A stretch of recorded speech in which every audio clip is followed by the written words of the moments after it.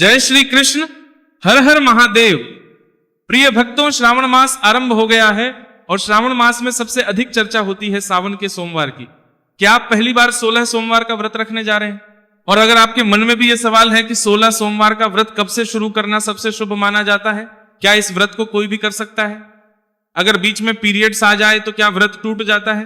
Periods में रखे गए व्रत का गिनती में आते हैं। किसी कारण से सोमवार व्रत छूट जाए तो क्या करना चाहिए? पूजा में किन किन वस्तुओं का होना आवश्यक है? शिवलिंग घर में ना तो क्या करें, कैसे पूजा करें? व्रत खोलने का सही नियम क्या है? 16 सोमवार व्रत का उद्यापन कब और किस प्रकार करना चाहिए? उद्यापन में क्या क्या दान देना चाहिए और किसे देना चाहिए? और अगर किसी 16 सोमवार व्रत में आपको बाहर यात्रा करनी पड़ जाए तो पूजा कैसे करें, व्रत का पालन कैसे करें, ये आज के इस वीडियो में आप जानेंगे। तो इसलिए इस वीडियो को आप अंत तक अवश्य देखिएगा, क्योंकि इस वीडियो में आपके साथ में 16 सोमवार व्रत की संपूर्ण पूजा विधि, सभी जरूरी नियम, व्रत खोलने की सही विधि की बहुत सरल विधि शेयर करने जा रही हूं। सनातन धर्म में भगवान शिव को अत्यंत भोले और बहुत जल्दी प्रसन्न होने वाले देव माना गया है। श्रद्धा और नियम पूर्वक किए गए 16 सोमवार व्रत से विवाह में आने वाली बाधाएं दूर होती है। संतान सुख, उत्तम स्वास्थ्य, दाम्पत्य सुख, आर्थिक उन्नति और मनोकामनाओं की पूर्ति का आशीर्वाद मिलता है। इस व्रत को स्त्री, पुरुष, विवाहित, अविवाहित, युवक, युवती कोई भी श्रद्धा पूर्वक कर सकता है। तो व्रत को कोई भी कर सकता है। व्रत कब शुरू करना चाहिए? तो 16 सोमवार का व्रत किसी भी सोमवार से प्रारंभ किया जा सकता है, लेकिन विशेष रूप से सावन मास में व्रत प्रारंभ करना बहुत शुभ माना जाता है। सावन मास में शुरू ना कर पाए तो कार्तिक मास, चैत्र मास या फिर किसी भी शुभ शुक्ल पक्ष के सोमवार से आप व्रत को प्रारंभ कर सकते हैं। व्रत के मुख्य नियम क्या क्या है यह भी जान लीजिए। तो इसमें पूरे 16 सोमवार लगातार व्रत रखा जाता है। बीच में किसी कारण से व्रत नहीं छोड़ना चाहिए। सात्विक रहना चाहिए। क्रोध, झूठ, निंदा, तामसिक भोजन से व्रत के दिनों में दूर रहे, क्योंकि 16 सोमवार व्रत में नमक का सेवन नहीं किया जाता है। इसलिए यदि आप फलाहार कर भी रहे हैं तो आपको मीठा फलाहार ही करना है। अब यहां पे प्रश्न आता है उन लोगों के लिए जो डायबिटिक है या कोई स्वास्थ्य समस्या जिनके साथ है, जो मीठा फलाहार ना, जिनके लिए इस नमक का सेवन बहुत ज्यादा जरूरी होता है, तो फिर वे भगवान से क्षमा प्रार्थना करते हुए एक समय सेंधा नमक से बना हुआ फलाहार कर सकते हैं। भगवान शिव का अभिषेक प्रत्येक 16 सोमवार व्रत में अवश्य करें। ओम नमः शिवाय मंत्र का अधिक से अधिक जाप करें। जो भी आवश्यक पूजन सामग्री है उसके लिए आप क्या क्या रख सकते हैं? सबसे पहले तो भगवान शिव का देवी पार्वती जी का चित्र हो। अगर चित्र नहीं है, शिवलिंग है, तो शिवलिंग की पूजा कर सकते हैं। खास तौर पर शिवलिंग की ही पूजा 16 सोमवार व्रत में बहुत शुभ मानी जाती है। पूजा करने के लिए आपको चाहिए गंगा जल, शुद्ध जल, कच्चा दूध, चंदन, रोली जो केवल माता पार्वती और गणेश जी के लिए चाहिए होगी। चंदन भगवान शिव के लिए, अक्षत, बेलपत्र, धतूरा, भांग अगर उपलब्ध हो तो शमीपत्र, सफेद पुष्प, धूप, दीप, निवेद्य। और इस व्रत में चूरमे के 3 लड्डू बनाए जाते हैं। ये सबसे भोग होता है, प्रसाद होता है, जो कि पूजा में रखा जाता है। गेहूं के आटे की रोटी बनाकर उसे चूर करके उसमें घी और गुड़ हो तो गुड़, नहीं तो शक्कर मिलाकर उसके चूरमा बनाकर लड्डू बनाए जाते हैं। और दक्षिणा यथासंभव, दक्षिणा भी पूजन सामग्री में जरूर रखें। इन सामग्री के अलावा आपकी जो भी सामर्थ्य हो उसके अनुसार आप जो भी पूजन सामग्री है उसे बढ़ा सकते हैं। माता पार्वती जी के लिए श्रृंगार की सामग्री जरूर रखें, जिसका दान आप कर सकते हैं। और यदि आप सुहागिन हैं तो स्वयं भी प्रसाद रूप में कुछ सामग्री का कर सकते हैं। अगर घर में शिवलिंग ना हो तो कैसे पूजा करें? क्योंकि बहुत से लोग घर में स्थायी शिवलिंग नहीं रखते हैं। ऐसी स्थिति में प्रत्येक सोमवार स्वच्छ मिट्टी से या फिर आप गाय के गोबर से छोटा सा पार्थिव शिवलिंग बना सकते हैं, उसका पूजन कर सकते हैं।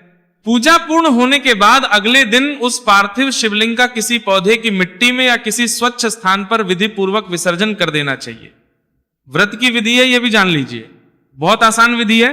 बहुत ज्यादा नियमों का पालन करने की आपको आवश्यकता नहीं है। आपके भाव सच्चे होने चाहिए। चाहे पूजा आप 2 मिनट की ही कर रहे हो, श्रद्धा के साथ कर रहे हो, तभी व्रत या पूजा फलित होती है। मन में यदि बहुत हड़बड़ी है, जल्दबाजी है, या व्रत के प्रति श्रद्धा नहीं है, भगवान में विश्वास नहीं है, तो चाहे आप घंटों बैठकर भी पूजा कर लें, कोई भी व्रत या पूजा फलित नहीं होती है। तो सोमवार व्रत के दिन सुबह ब्रह्म मुहूर्त में या सूर्योदय से पहले उठकर स्नान करें। यदि आप पार्थिव बना रहे हैं तो सुबह सबसे पहले शिवलिंग बना लें आप स्नान करते ही, और नहीं तो एक दिन पहले भी शुद्ध सात्विक भाव से आप स्नान करने के बाद शिवलिंग बना सकते हैं। क्योंकि जो गीले शिवलिंग होते हैं उनका पूजन करने में हो सकता है आपको कोई परेशानी आ जाए। साफ स्वच्छ वस्त्र धारण करें, हल्के रंग के वस्त्रों का प्रयोग आपको व्रत में करना चाहिए। हल्के गुलाबी, हरे या पीले या सफेद रंग के वस्त्रों का प्रयोग ज्यादा शुभ रहता है। एक चौकी पर सफेद या पीला वस्त्र भगवान शिव, देवी पार्वती और भगवान श्री गणेश जी की स्थापना करें।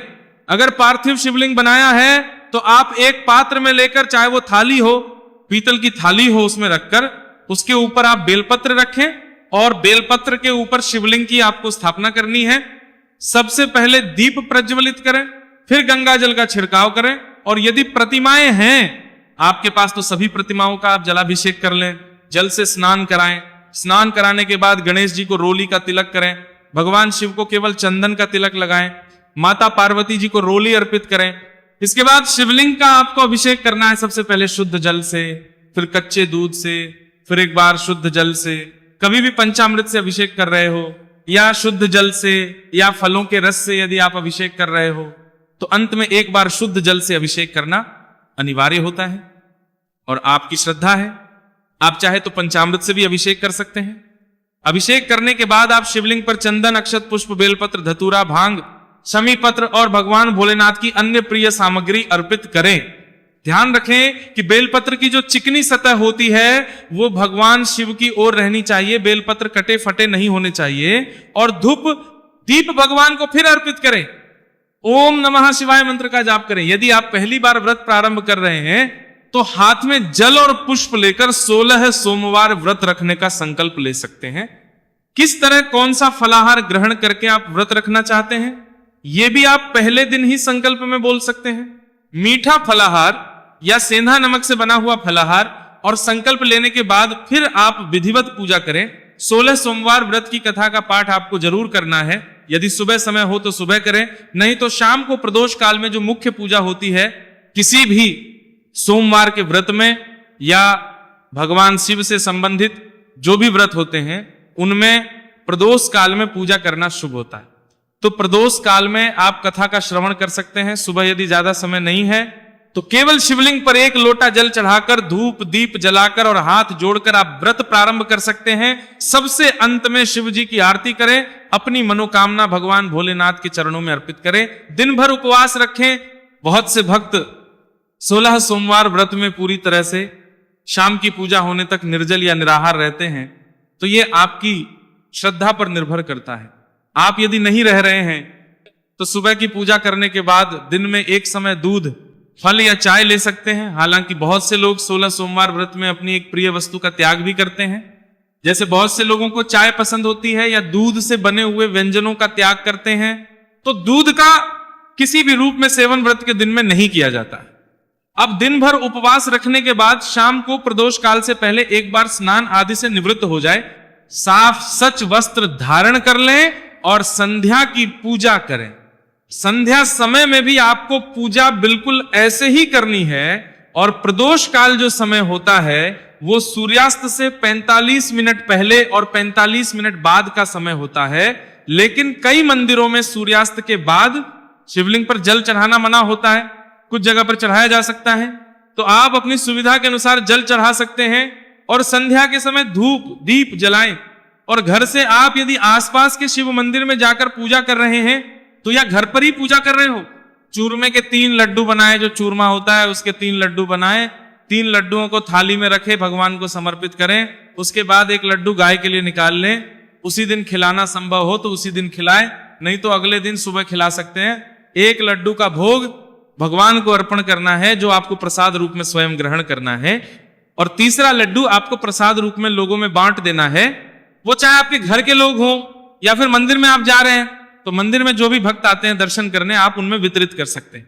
क्योंकि 16 सोमवार व्रत, बहुत से भक्तों का एक नियम यह भी होता है कि प्रत्येक सोमवार को 16 दीपक प्रज्वलित करते हैं। भोलेनाथ के मंदिर में आटे के दीपक हो या मिट्टी के दीपक हो, वो आप प्रज्वलित कर सकते हैं। यह आपकी श्रद्धा पर निर्भर है। नहीं तो केवल एक दिया श्रद्धा का भी आप जला सकते हैं। जब आप शाम के समय प्रसाद ग्रहण करते हैं उसी समय आप जल ग्रहण करें।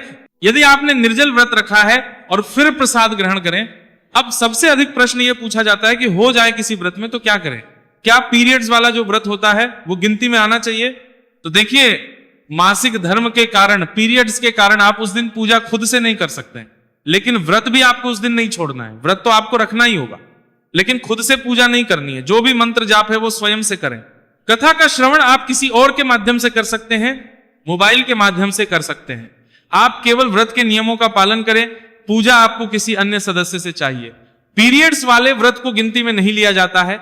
ऐसे में जितने भी सोमवार आपको पीरियड्स होते हैं उतने सोमवार आपको आगे एक्स्ट्रा करके, लगातार एक्स्ट्रा करके, तब जब 16 सोमवार की गिनती हो जाए पूरी, तब 17वें सोमवार में आपको व्रतों का उद्यापन करना होता है।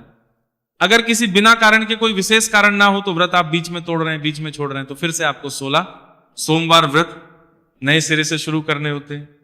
फिर से संकल्प लेकर व्रत शुरू करने होते हैं।